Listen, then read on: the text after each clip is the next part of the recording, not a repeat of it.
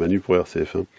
Dans cette vidéo, on va prendre un petit peu le temps de regarder les amortisseurs de nos F1. Dans cet exemplage, on va prendre les amortisseurs de la X-Ray X1 2016, donc, qui a l'avantage d'avoir les deux, donc le central, un amortisseur à huile, et pour les latéraux, des amortisseurs à graisse.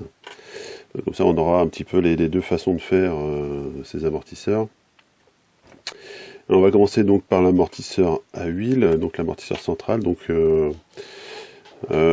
qu'est-ce qui est intéressant de voir déjà dans cet amortisseur? Donc, il y aura effectivement les joints à vérifier de temps en temps. Et ça, en fait, ici en dessous, là, dans la petite, je vais arriver à le desserrer. Hop là, voilà, dans la petite coupelle. Là. Ces joints là, en fait, le petit joint torique qui est en dessous de la pêche en plastique. Bon, je vais pas tout sortir, hein, bon bref. Donc ce petit joint torique qui sera vérifié de temps en temps, il faut bien qu'il coulisse. Donc ça se fait, on vérifie ça à vide. Hein, on vérifie que le joint il fasse office, c'est-à-dire qu'il n'y ait pas de fuite. Mais également que que la tige coulisse correctement, hein, qu'il n'y ait pas trop de frottement ou ce genre de choses.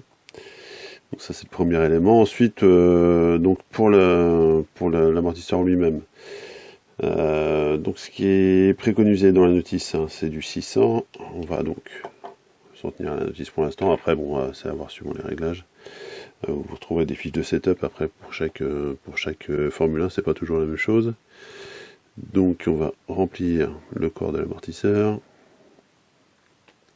Ok. Donc on ne répète pas complètement jusqu'au bout, on va faire jouer un petit peu le piston.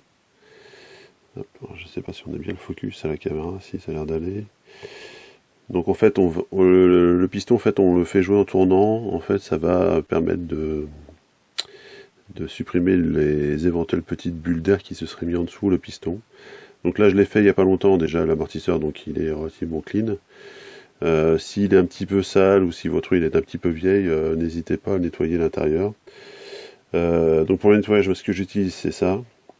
Donc c'est du nettoyant frein classique. C'est l'avantage en fait d'être un nettoyant qui est assez puissant, mais en même temps qui reste un nettoyant sec. C'est-à-dire qu'il ne graisse pas les parties, donc qui donne un état après nettoyage qui est relativement correct. Et puis autrement, ce qu'on a besoin bien sûr hein, pour faire les amortisseurs, si je mets pas la bouteille à l'envers, voilà, c'est du sopalin, de l'essuie-moins classique. Donc ça, on va prendre une petite tige, hop, une petite feuille, pardon, une petite tige. Voilà, ça peut nous servir. Tout à l'heure, on va voir que ça va déborder un petit peu. Donc, je reviens sur l'état de l'intérieur de mon amortisseur. Donc en fait, on va s'assurer que toutes les bulles remontent. Donc là, il n'y en a quasiment pas, hein, donc, parce que je l'ai fait il n'y a pas longtemps, l'amortisseur, comme je vous l'ai dit, est relativement clean. Donc, idéalement, soit on a une pompe à vide qui permet en fait d'extraire les bulles d'air du corps de l'amortisseur, soit on laisse reposer hein, quelques minutes, 3 à 4 minutes, on regarde un petit peu l'intérieur, comme on est, si on voit des bulles ou des choses comme ça. Ici, il n'y en a pas du tout, donc on est pas mal. Ouais, c'est pas mal, je sais pas si on voit bien l'écran. Avec l'éclairage, c'est pas facile. Donc il n'y a pas de bulle à l'intérieur. Donc ce qui va nous intéresser quand on va refermer cet amortisseur, donc la coupole supérieure, ça va être le rebond. Alors le rebond, en fait, c'est la position du piston dans le corps de l'amortisseur quand l'amortisseur est complètement fermé. C'est-à-dire que si le piston n'est pas complètement haut quand on ferme, on va voir ce qui s'appelle un rebond. C'est une zone incompressible en fait d'huile. En fait, on arrive en pression d'huile, ce qui fait que la tige ne remonte pas complètement tout en haut en fait. Et c'est un réglage aussi d'amortisseur qui peut être intéressant sur certaines voitures. Moi en F1 généralement j'en mets pas. Je préfère ne pas avoir de rebond ou un léger rebond, hein, quelques millimètres de détente. Vraiment pas grand chose. Avoir trop de rebond, en fait, ça va rigidifier un petit peu le ressenti de l'amortisseur, c'est pas toujours bon, ça va donner des mouvements un petit peu parasites. Bon, c'est un réglage aussi, hein, quand même, hein, d'avoir ce qui va permettre de durcir, en fait, plus la course va, plus l'amortisseur va se comprimer, plus en fait comment ça s'appelle, son action va se durcir. Donc ça peut être intéressant hein, si on veut avoir un mix entre par exemple une huile légère et quand même avoir du rebond pour qu'il se durcisse sur de gros appuis. Bon, moi je préfère ne pas en mettre, hein. Enfin, je trouve que le réglage est plutôt pas mal comme ça. Donc pour justement le réglage du rebond, donc on va mettre donc cette petite membrane dessus, hein, c'est la membrane qui va faire l'étanchéité. Alors, pour bien la mettre en fait, l'idée, voilà, c'est de prendre un tournevis, quelque chose d'assez plat, et on va venir en fait rentrer la membrane dans le corps. On n'appuie pas comme un fou bien sûr, et pendant qu'on fait ça, on va remonter le piston. Donc, ce qui va faire dégorger encore plus. Vous voyez, l'huile qui s'en va. Voilà, donc c'est comme ça en fait qu'on va supprimer le rebond. En fait sur ces amortisseurs là, il y a d'autres systèmes hein, qui sont pas toujours pareils au niveau setup, au niveau réglage.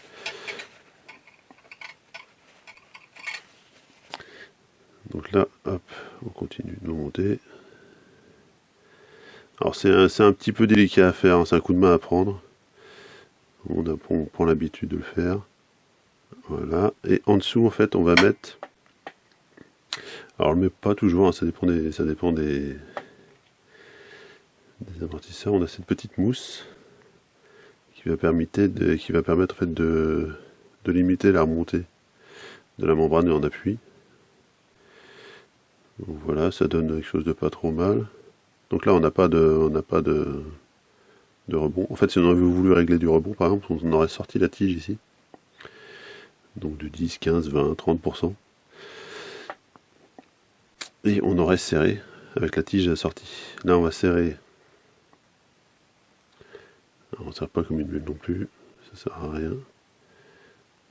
On va serrer l'amortisseur. Et on voit en fait qu'on a un petit rebond qui se fait en dessous. Là, il y a toujours un petit peu d'huile qui reste.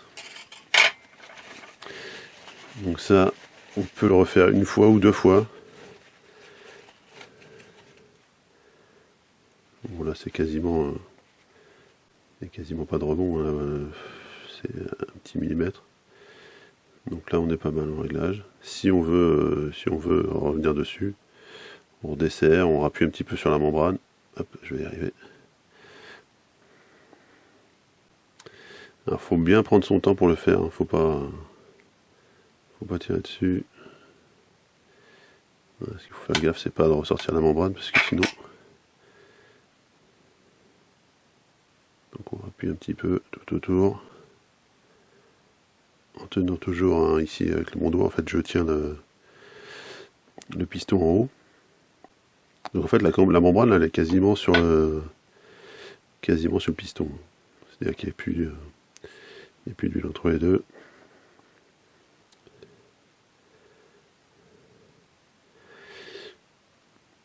Et on termine. Voilà.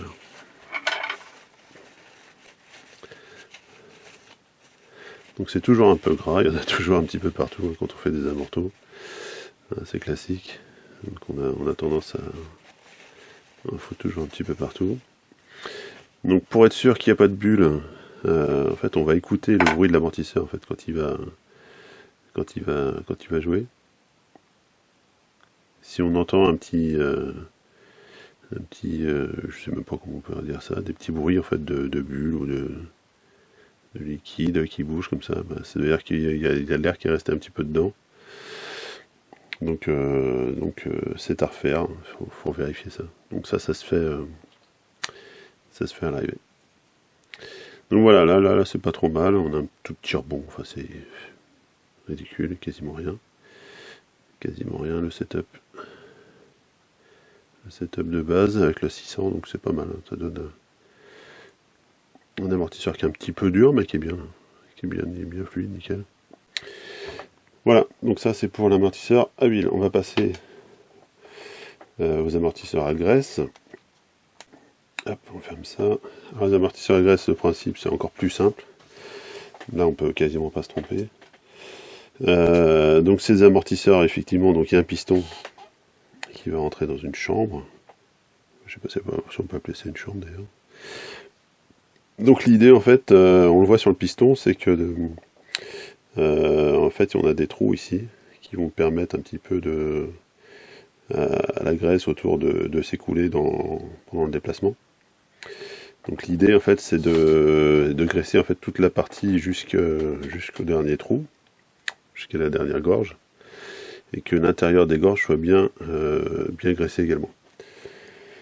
Alors pour le nettoyage, ouais, juste avant, le nettoyage c'est pareil, hein. Donc ils sont déjà nettoyés, je les avais déjà préparés, mais l'idée c'est pareil, hein, c'est un petit coup hop, de nettoyant sur le truc, un petit coup, alors ça faut faire attention, hein. On a vite fait s'en foutre plein la tronche, un petit coup à l'intérieur, et on nettoie hop au sopalin.